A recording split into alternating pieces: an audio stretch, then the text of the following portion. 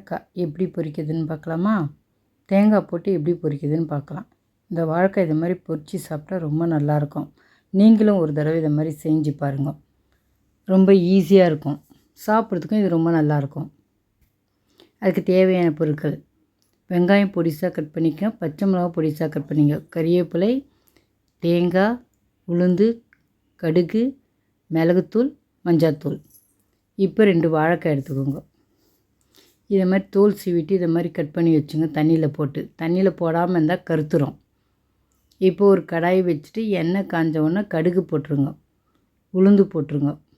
கொஞ்சம் இதை மாதிரி கலர்னிங்கன்னா வதங்கிடும். பாருங்கள், வதங்கிடுச்சு. இப்போது வெங்காயம் போட்டுருவோம். பொடிசாக கட் பண்ணி வச்சுருக்கணும். வெங்காயம்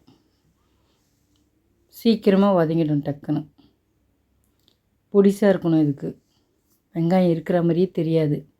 இதை மாதிரி நல்லா வதக்குங்க. வெங்காயத்தை இன்னும் கொஞ்சம் வதக்குங்க. வதங்கலை வெங்காயம். வெங்காயம் வதங்கிடுச்சு. இப்போ கறிவேப்பிலை சேர்த்துடலாம்.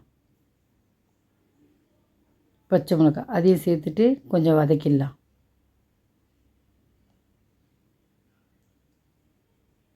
இப்போ நம்ம தண்ணியில் போட்டு வச்சோம் பாருங்கள் வாழைக்காய், அதை எடுத்து தண்ணி எடுத்துகிட்டு இதை மாதிரி சேர்த்துருங்க. தண்ணியிலேருந்து எடுத்து வச்சா கருத்துரும், அதனால் தண்ணியிலே இருக்கணும். வாழைக்காய் வேகிறதுக்கு இப்போ நம்ம தண்ணி ஊற்றிக்கலாம். கரெக்டாக கொஞ்சமாக ஊற்றிக்கோங்க, நிறைய ஊற்றாதீங்க. மஞ்சள்தூள், மிளகுத்தூள். இப்போ எல்லாத்தையும் கலருங்க. இப்போ உப்பு சேர்த்துக்கலாம். இப்போ எல்லாத்தையும் கலட்டு ஒரு தட்டு போட்டு மூடிடலாம். அவ்வளோதான், காய் வேகட்டும். அதுக்குள்ளே போய் நம்ம தேங்காய் இது மாதிரி பொடிசாக கட் பண்ணி ஜாரில் போட்டு ஒரு சுற்று தண்ணி ஊற்றாமல் அரைச்சி எடுத்துகிட்டு வந்துடலாம். இப்போ காய் வெந்துடுச்சு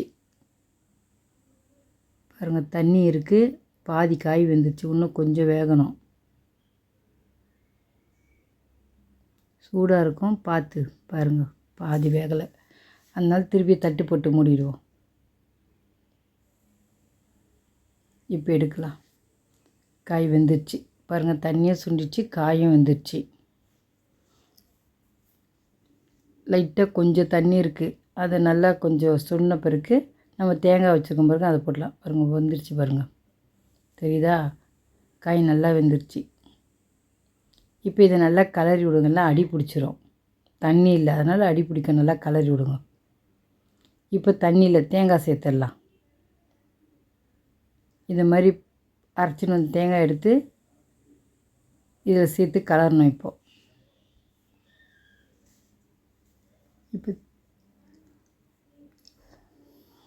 இப்போ இதை நல்லா கலரி விடணும். பாருங்கள், இந்த மாதிரி நல்லா கலரி விடுங்க. தேங்காய் கொஞ்சம் வதங்கட்டும், அது கூட சேர்ந்து காயோடு சேர்ந்து வதங்கிடும். அவ்வளோதான், ரெடி ஆயிடுச்சு.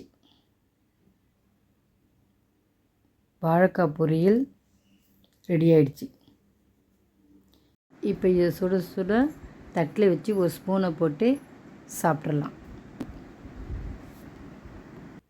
நீங்களும் இதேமாதிரி செஞ்சு பாருங்கள். சாப்பிட்டு பார்த்துட்டு எப்படி இருக்குதுன்னு சொல்லுங்கள். நீங்களும் இதே மாதிரி செஞ்சு பாருங்கள். நான் எப்படி சொன்னேன்னா அதே மாதிரி செஞ்சு பாருங்கள். சீக்கிரமாக செஞ்சு முடிச்சிடலாம். சாப்பிட்றதுக்கும் அவ்வளோ நல்லாயிருக்கும். இது வீட்டில் வாழைக்காய் நிறைய இருந்ததுன்னு வச்சுங்க, இதை மாதிரி செய்து சாப்பிட்டு பாருங்கள். சாப்பிட்றதுக்கு அவ்வளோ நல்லாயிருக்கும். இது